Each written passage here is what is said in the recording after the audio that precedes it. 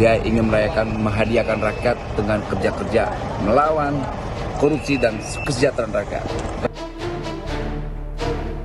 Selesai sudah pembekalan para calon menteri dan wakil menteri selama 2 hari di kediaman Prabowo di Hambalang, Jawa Barat.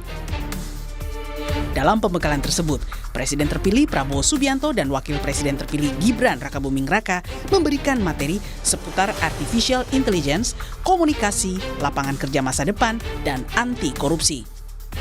Aktivis yang juga politisi Partai Gerindra Immanuel Ebenezer yang hadir di hari kedua pembekalan bilang materi yang disampaikan adalah bentuk keseriusan Prabowo untuk mensejahterakan rakyat. Sementara mantan Komisioner Komnas HAM Natalius Pigai bilang hal yang ditekankan dalam pembekalan yakni kepatuhan pada undang-undang dan aturan yang berlaku. Selain itu, Ketua Umum Partai Gelora Anies Mata mengaku ada materi tentang anti korupsi.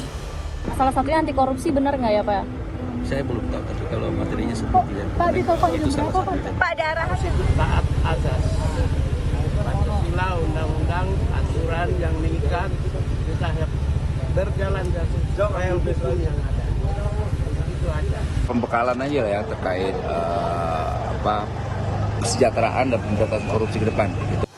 Di hari pertama pembekalan pada Rabu 16 Oktober 2024, tercatat ada 59 orang calon menteri yang ikut pembekalan di Hambalang. Sementara di hari kedua, ada 54 calon wakil menteri yang ikut pembekalan. Sehingga total ada 113 calon pembantu di Kabinet Prabowo yang sudah menjalani pembekalan di Hambalang. Tim Liputan Kompas TV.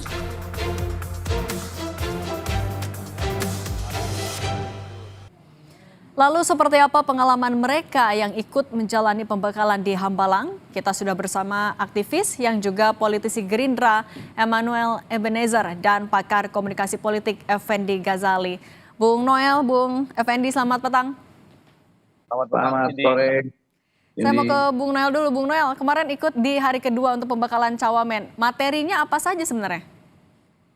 Banyak sekali sebenarnya materi-materi yang disampaikan ke peserta ya. Salah satunya terkait korupsi, AI dan sebagainya. Lantas bicara juga tentang kesejahteraan ke depan. Jadi fokus Prabowo itu ke depan saya rasa ini para kleptokrasi berpikir 100 kali lah kalau belajar maling. Cuma orang nekat nanti yang berani nyopet di pemerintahan Prabowo Gibran. Karena dia marah sekali sampai dia coba menyampaikan bangsa ini bagaimana mau maju kalau ada pemimpinnya juga mengajarkan hal yang tidak baik, tidak menjadi teladan. Pak Jokowi sudah melakukan kerja-kerja, tetap aja banyak bandit-bandit yang tetap melakukan praktek-praktek yang sebetulnya sangat tercela di publik, di mata rakyat. Nah, dia ingin ke depan ini Indonesia ini benar-benar otak dan perutnya itu harus benar-benar disejahterakan. Jadi bukan makan gizi gratis itu bukan soal perut saja, tapi memori otaknya dibagusin juga. Makanya dia coba semangat untuk 2045 ini jangan sampai Indonesia unggul ini malah menjadi Indonesia menjadi bangsa yang kerdil, sampai menjadi bangsa yang minder. Dia marah sekali kok bangsa ini kok menjadi bangsa Artinya tapi minder, kalau yang bangsa ditekankan minder, oleh Pak terjadi. Prabowo dan juga Mas Gibran sendiri di pembekalan apa, Bung Noel? Ya, apanya gimana Pak? Tapi yang ditekankan oleh Pak Prabowo apa dan Mas Gibran apa? Mereka ini memberikan pembekalan secara bersamaan atau masing-masing atau gimana sih, Bung Noel? Enggak, yang ngasih pembekalan itu pembuka pembekalan itu Pak Prabowo. Gitu. Dia banyak kalau saya bicara di sini banyak sekali. Itu baru satu segmen aja, satu materi yang khusus buat Prabowo itu banyak sekali.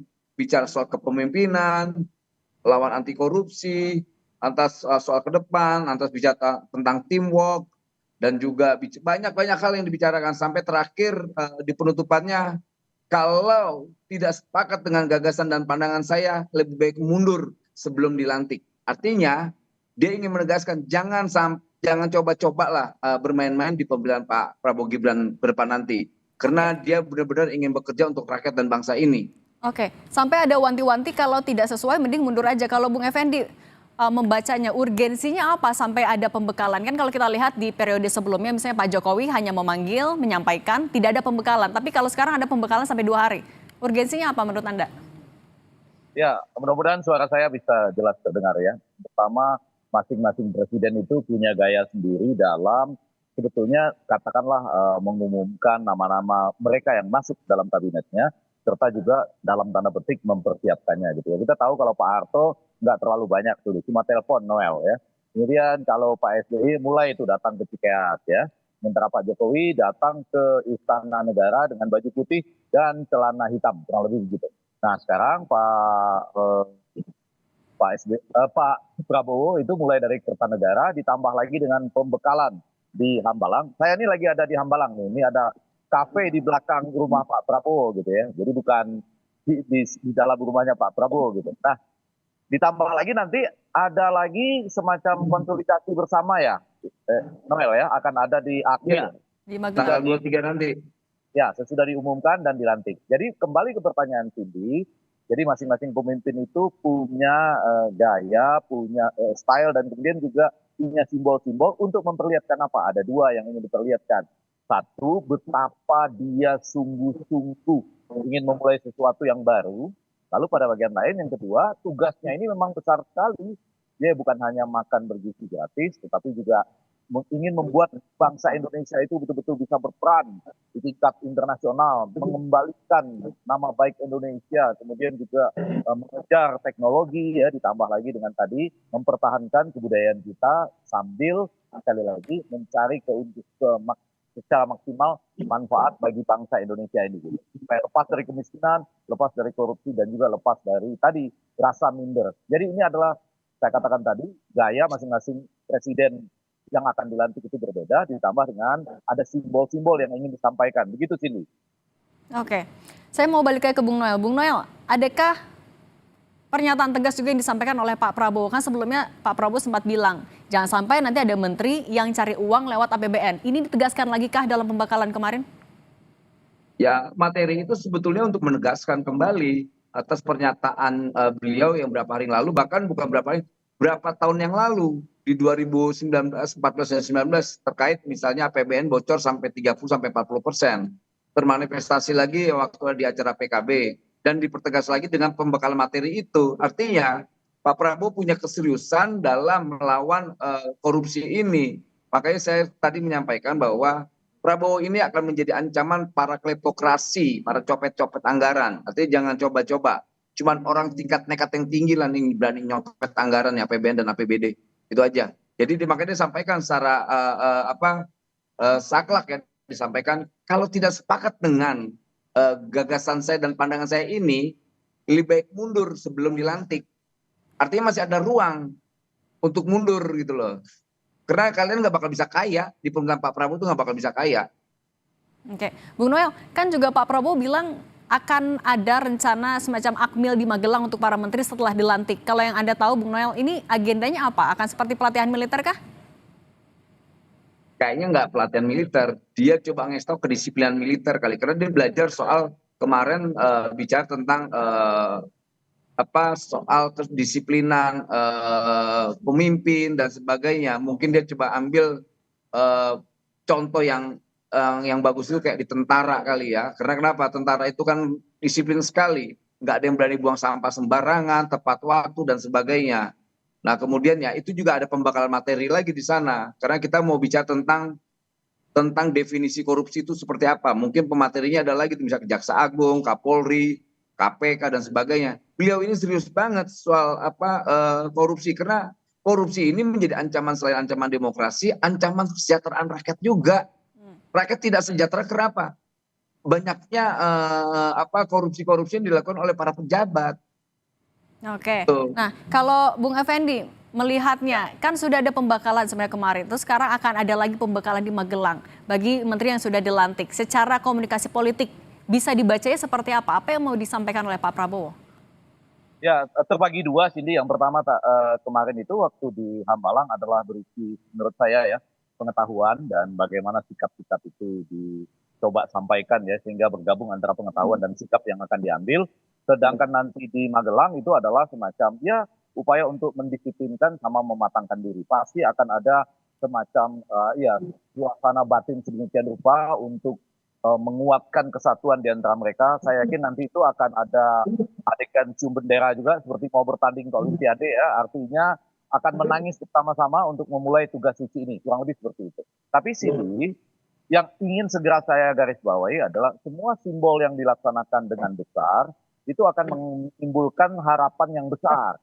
Jadi rakyat ini samping sudah punya harapan terhadap Pak Prabowo, ditambah lagi dengan simbol-simbol ini, pembekalan di Hambalang, lalu juga ada nanti macam dalam tanda petik penyatuan dan pendisiplinan diri bersama ya untuk tekad maju di Akmil itu, maka rakyat punya harapan yang demikian besar jadinya nanti. Jadi sekali lagi simbol yang besar menimbulkan harapan yang besar, dan kalau tidak tercapai kekecewaannya juga jauh lebih besar. Nah, saya mau agak cepat menggarisbawahi Noel, semua yang disampaikan tadi itu adalah sesuatu yang baru loh, paradigma baru.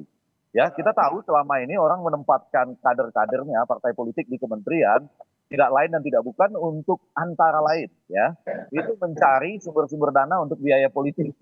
Ya kan, biaya partainya secara langsung atau tidak, paling tidak Noel dan para pemirsa itu ketahuan dari mereka yang selama ini terjerat mungkin ada yang dipakai buat pribadi, tetapi tidak sedikit juga yang mengalir ke partai.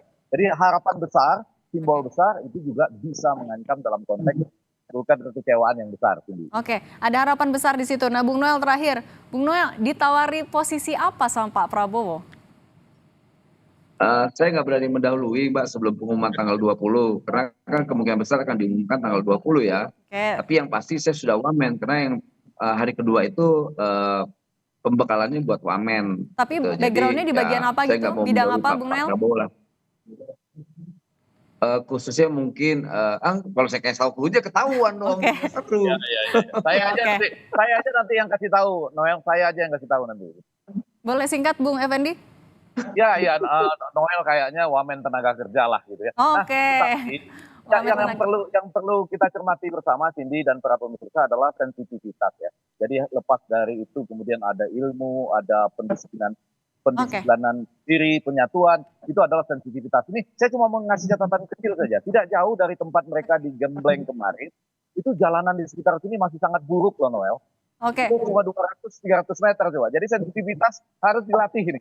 Sedemikian rupa. Terima kasih. Oke, baik. Bung Effendi Ghazali, pakar komunikasi politik, dan Bung Noel, terima kasih sudah berbagi di Kompas Petang. Sehat selalu semuanya. Ini thank you. Terima kasih Om, Prof.